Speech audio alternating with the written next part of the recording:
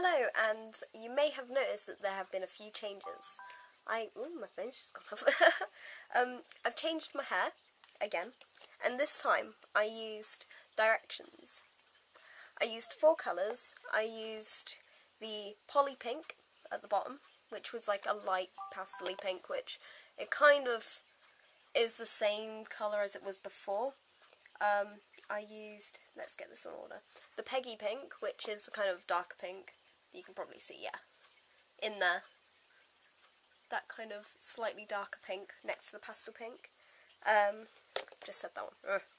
I then used the Cynthia, which is the, I cannot say that name. You can read it. Just read it. Which is the kind of colour that I used to blend, that kind of dark colour that I used to blend into the purple, which my camera isn't the best quality, so you cannot really tell. Got a spot. And then I used this lovely purple on the top of my hair. You see, because I used the crazy colour red, I don't know if you can see, there is still some red in my hair from where different products, you know, didn't really go over each other. But the rest of it, which was the Stargazer, it went straight over that, no problem. So I think those would be probably 2 that I'd recommend using together if you want to change between. These have been washing out as I've washed my hair. So like the crazy colour, I'm wondering if the colour's going to fade.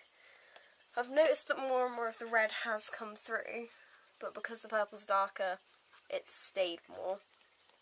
The pinks have been fine over the other pinks that I used.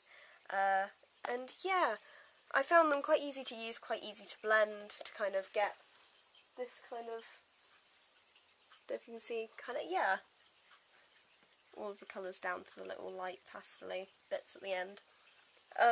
My hair obviously is quite short, so they were only like about an inch of each colour and then more purple at the top. Just trying to think. I would probably rate these maybe, at the moment, equal to Stargazer, but if they last longer, which it looks like they are going to, because this is like 2 weeks in, then it'll be slightly higher. Crazy colour, don't know. I haven't had personally the best experiences with it, but you may have had otherwise, so that's perfectly cool.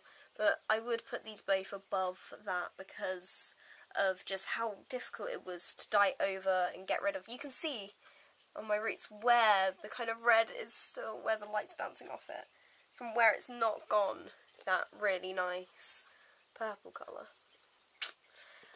Yeah, but it wasn't terrible. I really do enjoy crazy colour, like the colours, but it's just tricky. I haven't had the best experience of getting rid of them or getting them out of my hair from when I had blue hair, and red, it took me ages to get the red out the last time, and I thought it had covered it this time, but I've had all these little red gingery bits randomly in my hair. Yeah, it's got a slight, I don't mind the tint, but yeah, I don't know. Let me know if you've had better experiences with crazy colour, because I don't really know. I don't know what I'm on about. Another update, my ears, I'm shrinking them. Well, you can see how that's been probably 2 months now, and they're now tight around these, which are 18s, down from a 24. It's such a shame to say goodbye to them, but it's got to be done if I want to pursue an acting career. Yeah, I don't know. I'm happy with these at the moment. I did go up to 30, which I have some photos of that brief amount of time.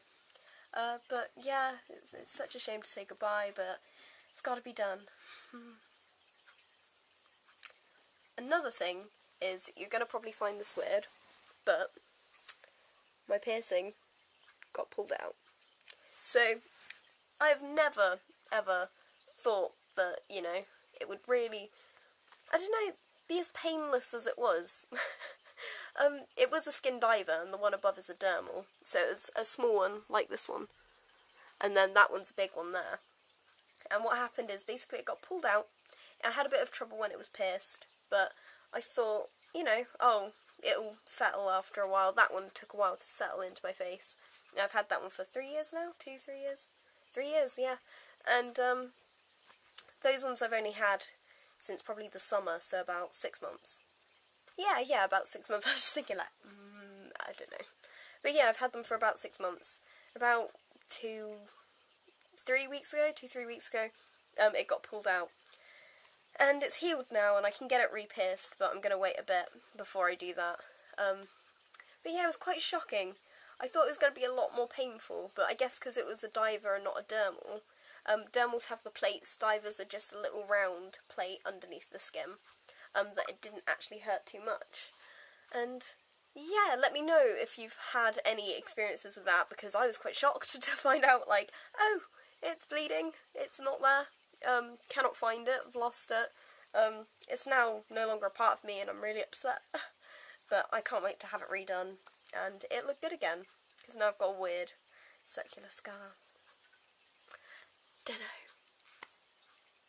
Thank you for watching, and don't worry, I will be keeping you updated. If you have any questions on how I did this, here we go, you can see it better now. Yeah.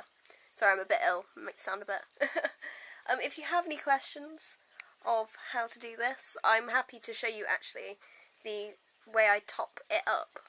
So it won't be the initial colours, but it will be like how I go over them and how I roughly do it from scratch, if you know what I mean. Yeah, I will let you know on the piercing situation, what's happening there. If you want me to do a video of how to downsize, because I know quite a few people have struggled with that, I have quite a good technique that I've browsed the internet and I kind of know what I'm on about.